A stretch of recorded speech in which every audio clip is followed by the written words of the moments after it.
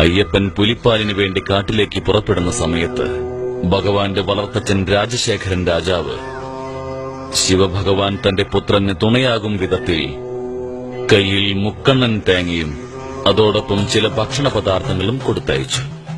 അത് അയ്യപ്പൻ ഇരുമുടിയായി കെട്ടിക്കൊണ്ടുപോയി. അതിന്റെ ഓർമ്മയ്ക്കായാണ് നാം ഇരുമുടി ചുമക്കുന്നത്. ഇരുമുടി എന്നത് പരുത്തി തുണിക്കൊണ്ട് നിർമ്മിച്ച 2 ഭാഗങ്ങളുള്ള ഒരു സഞ്ചിയാണ്. ഭക്തൻ ഭക്തിയോടെ ചുമന്നുകൊണ്ടുപോകുന്ന ഇരുമുടിക്കെട്ടിന്റെ മുൻഭാഗത്ത് മഞ്ഞൾ, കുങ്കുമം, കർപ്പൂരം, അവിൽ, മാളികപ്പുറത്തമ്മയ്ക്ക് വിളക്ക് വെക്കുവാനുള്ള തിരികൾ, എണ്ണ, കൂടാതെ പ്രധാന കാണിക്കയായ നെയ്ത്തേങ്ങയുമാണ്. അതായത് അയ്യപ്പന് കൂടുതൽ പ്രിയങ്കരമായ നൈവേദ്യ വസ്തുവായ മുക്കൺ തേങ്ങയുടെ ഒരു കണ്ണിൽ ദ്വാരമുണ്ടാക്കി അതിനുള്ളിലെ നീരൊഴിവാക്കി പിന്നീട് തേങ്ങയ്ക്കുള്ളിൽ നെയ് നിറച്ച് കൊണ്ടുചെല്ലുന്നതാണ് നെയ്ത്തേങ്ങ. അയ്യപ്പൻ ശിവവിഷ്ണു സംഗമത്താൽ പിറന്നവനാണ്. ഈ തത്വമാണ് നെയ്ത്തേങ്ങയിൽ അടങ്ങിയിരിക്കുന്നത്. 3 കണ്ണുകളുള്ള തേങ്ങ സാക്ഷാൽ ശിവാംശത്തെ സൂചിപ്പിക്കുന്നു. മഹാലക്ഷ്മി വിഷ്ണുവിന്റെ ഹൃദയത്തിൽ വസിക്കുന്നവളാണ്. തന്റെ ഹൃദയത്തിൽ പശുവിന്റെ അംശമായ മഹാലക്ഷ്മിയെ കുടിയിരുത്തിയിരിക്കുന്ന വിഷ്ണു അയ്യപ്പന്റെ മാതാവായ മോഹിനി അവതാരം എടുത്തത് പശുവിൻ നെയ്യ് സൂചിപ്പിക്കുന്നു. അതുകൊണ്ട് തേങ്ങയും അതിനുള്ളിൽ നിറച്ചിരിക്കുന്ന നെയ്യും ശിവനെയും വിഷ്ണുവിനെയും സൂചിപ്പിക്കുന്നു. തന്റെ മാതാപിതാക്കളെ സൂചിപ്പിക്കുന്ന ഈ നൈവേദ്യം സ്വാമിക്ക് സമർപ്പിക്കുന്നതിലൂടെ ഭഗവാന് കൂടുതൽ സന്തോഷമുണ്ടാകുന്നു. ഭക്തനെ കാത്തിരുടുകയും ചെയ്യുന്നു. ഇരുമുടിക്കെട്ടിന്റെ പിൻഭാഗത്തെ സഞ്ചിയിൽ മഞ്ഞൾപ്പൊടി, അരി, പരിപ്പ്, ശർക്കര തുടങ്ങിയ വസ്തുക്കളുമുണ്ടാകും. കാട്ടുപാതയിലൂടെ നടന്നു ചെല്ലുന്ന ഭക്തന്മാർ ഈ വസ്തുക്കളെല്ലാം തന്നെ വഴിയിൽ വെച്ച് പാചകം ചെയ്ത് ഭക്ഷിച്ച് ക്ഷീണമകറ്റി പോകുന്നതിനു വേണ്ടിയാണ് ഇരുമുടിയിൽ അരിയും പരിപ്പും തുടങ്ങിയ സാധനങ്ങൾ കൊണ്ടുപോകുന്നത്. അയ്യപ്പനെ ദർശിക്കുവാൻ ചെല്ലുന്ന ഭക്തന്മാർ തങ്ങളുടെ തലയിൽ ചുമന്നുകൊണ്ടുപോകുന്ന വസ്തുക്കൾ യാത്രയിൽ അല്പാൽപമായി കുറയുന്നതുപോലെ അവരുടെ അഹങ്കാരവും കുറഞ്ഞുവരുന്നു. അവന്റെ അഹംഭാവം, അഹങ്കാരം, വിദ്വേഷം, വിവേചനം, അസൂയ പോലെയുള്ള ദുർഗുണങ്ങളും അവനെ വിട്ടകലേണ്ടതാണ്.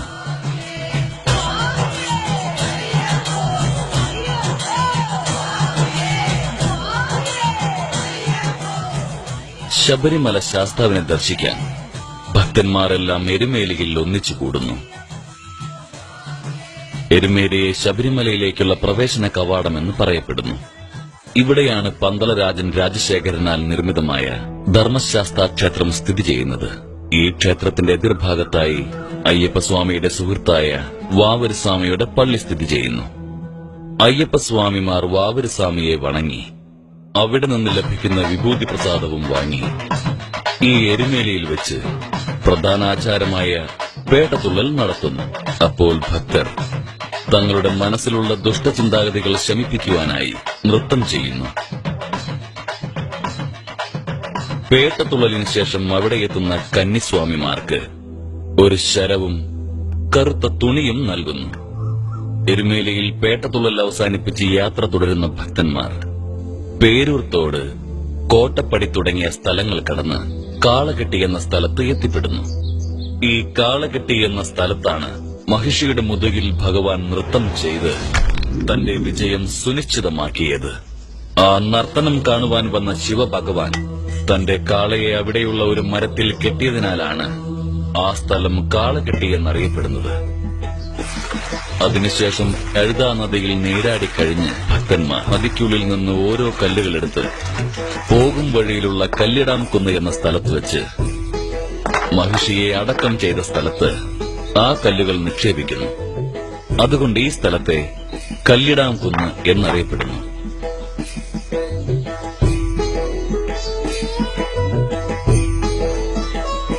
അതിനുശേഷം ഇഞ്ചിപ്പാറ കോട്ട കടന്ന് ഉടുമ്പാറക്കോട്ടയിൽ ശ്രീഭൂതനാഥനെ വണങ്ങി വിഭൂതിയായി ഭസ്മം സ്വീകരിക്കുന്നു.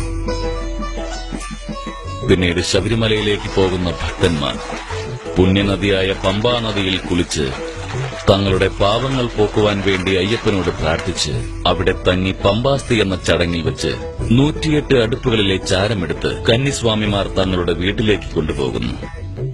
അതിനുശേഷം ഗണപതി ഭഗവാനെ വണങ്ങി ശബരിമലയിലേക്കുള്ള യാത്ര ആരംഭിക്കുന്നു. അപ്പാച്ചിമേട കടന്ന് പിന്നീട് നീലിമലയിലെത്തുന്നു. അതിനുശേഷം ശബരിപീഠം കടന്ന് മഹിഷിമുഖിക്ക് വേണ്ടി ശരംകുത്തിയിലുള്ള ആൽമരത്തിൽ കന്നിസ്വാമിമാർ കൊണ്ടുചെല്ലുന്ന ശരങ്ങൾ കുത്തി കറുപ്പ് തുണിയും ചുറ്റി വണങ്ങുന്നു. കന്യസ്വാമിമാരുടെ വരവിനെ ആധാരമാക്കിയാണ് ഇങ്ങനെ ചെയ്യുന്നത്. ഇത് കാണുന്ന ലീലാവതി ദീർഘശ്വാസം വിട്ട് അടുത്ത വർഷത്തിനു വേണ്ടി കാത്തിരിക്കുന്നു. ശബരിമലയിലെ സന്ദേശം: തത്വമസി മഹാസാഹോദര മന്ത്രം ചൊല്ലി എല്ലാം ഒന്നെന്ന്, അതായത് ആരാധനാമൂർത്തിയും ആരാധകനും വ്യത്യാസമില്ലാതെ ഒന്നായി കാണുന്ന കാഴ്ച പരിപാവനമായ ഒരു കാഴ്ചയാണ്. കാടും കാട്ടുപൂക്കളും അരുവികളും പ്രകൃതി നമുക്ക് നൽകുന്നൊരു വരപ്രസാദമാണ്.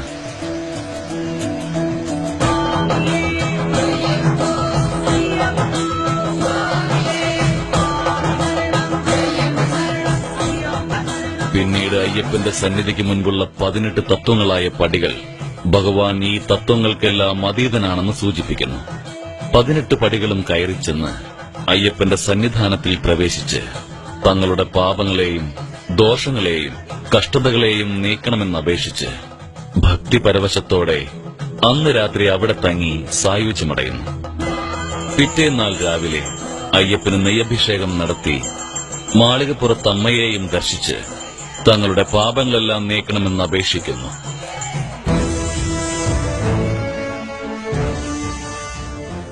മകരവിളക്ക് പൂജയ്ക്ക് മുൻപ് അയ്യപ്പന്റെ സ്വർണ്ണാഭരണപ്പെട്ടി പന്തള രാജ്യത്തു നിന്നും ശബരിമലയിലേക്ക് കൊണ്ടുചെല്ലുമ്പോൾ ആഭരണപ്പെട്ടിക്ക് വഴികാട്ടിയായി ആകാശത്തൊരു പരുന്ത് വട്ടമിട്ട് പറക്കുന്നത് ഒരു അത്ഭുത കാഴ്ചയാണ്.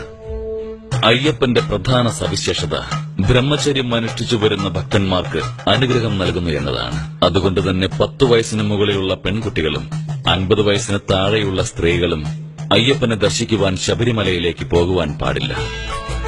മണ്ഡലപൂജ കഴിഞ്ഞതിനു ശേഷം മകരവിളക്ക് പൂജ തുടങ്ങി ആ മകരവിളക്ക് പൂജ അവസാനിക്കുന്ന അന്ന് മകരസംക്രാന്തി പൂജ നടത്തുന്നു.